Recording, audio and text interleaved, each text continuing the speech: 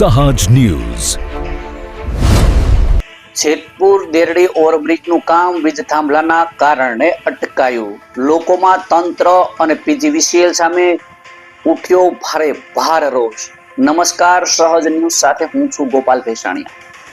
જેતપુર શહેરને દેરડી સાથે જોડતા નવા બ્રિજનું મુખ્ય બાંધકામ પૂર્ણ થઈ ગયું હોવા છતાં છેલ્લા 1 મહિનાથી બ્રિજ જાહેર જનતા માટે શરૂ થઈ શક્યો નથી, જેનું મુખ્ય કારણ બ્રિજના એપ્રોચ રોડ વચ્ચે આવેલા પીજીવીસીએલના વીજ થાંભલા અને વીજ લાઈનો હોવાનું સામે આવ્યું છે। મળતી માહિતી મુજબ બ્રિજનું મુખ્ય બાંધકામ અને કલરકામ સહિતની કામગીરી આશરે 7 મહિનામાં પૂર્ણ થઈ ગઈ છે। જો કે બ્રિજના બંને છેડે એપ્રોચ રોડનું કામ વીજ થાંભલા અને તારના કારણે અટકી પડ્યું છે। કોન્ટ્રાક્ટર તરફથી જણાવવામાં આવ્યું છે કે લગભગ 7 મહિના અગાઉ જ પીજીવીસીએલને લેખિતમાં વીજ થાંભલા ખસેડવા અને રજૂઆત કરવામાં આવી હતી। સરકાર તરફથી જરૂરી પ્રક્રિયા અને ચૂકવણી પૂર્ણ થયા બાદ નવા થાંભલા ઊભા કરવામાં આવતા હોવા છતાં જૂના થાંભલા અને વીજ લાઈનો હજુ સુધી દૂર કરવામાં આવી નથી।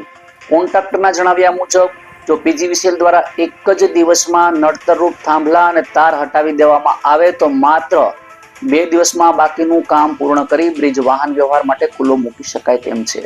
ચોમાસાની ઋતુ દરમિયાન બ્રિજ બંધ હોવાથી વાહન ચાલકોને લાંબા અંતરના ફેરા મારવા પડી રહ્યા છે, જેના કારણે સમય અને ઈંધણનો વધારાનો બોજ ઉપાડવો પડે છે।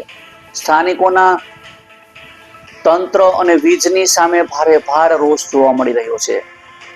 સ્થાનિકોએ માંગ કરી છે કે પીજીવીસીએલ અને સંબંધિત વિભાગો તાત્કાલિક સમન્વય સાધી બ્રિજનું બાકી રહેલું કામ પૂર્ણ કરાવે। જો વહેલી તકે કામગીરી નહીં થાય તો સ્થાનિકો દ્વારા પીજીવીસીએલ કચેરી સામે વિરોધ પ્રદર્શન અને ઘેરાવ કરવાની ચીમકી પણ આપવામાં આવી છે। રિપોર્ટર ચિરાગ સોલંકી, સહજ ન્યૂઝ, જેતપુર।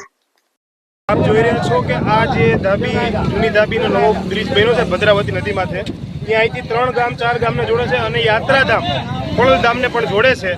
એ અત્યારે સમગ્ર એવું કીધું કે ભાઈ 3 મહિનાથી આ બની ગયો છે ને 1 મહિનાથી કામ બંધ છે અને હજી સુધી આ ચાલુ થયો નથી। આ રસ્તો કમ્પ્લીટ રસ્તો બની ગયો છે।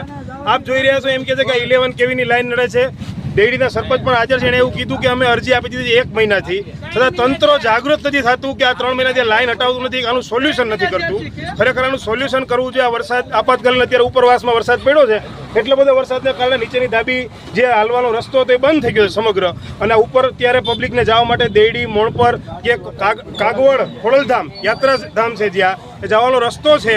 અમરેલી જિલ્લાના જેટલા પણ સારા શ્રદ્ધાળુઓ આવતા હોય એ પણ આ રસ્તેથી જાય છે, એના માટે આ રસ્તો અત્યારે બંધ થઈ ગયો। તંત્ર 1 મહિનાથી ઘોર નિંદ્રામાં સૂતું છે અને જાગવું જોઈએ, અને જીએબી પણ સાવ એટલે સાવ માટે ઘોર નિંદ્રામાં છે। અરજી આપ્યા છતાં પણ કોઈ ધ્યાન નથી આપતું।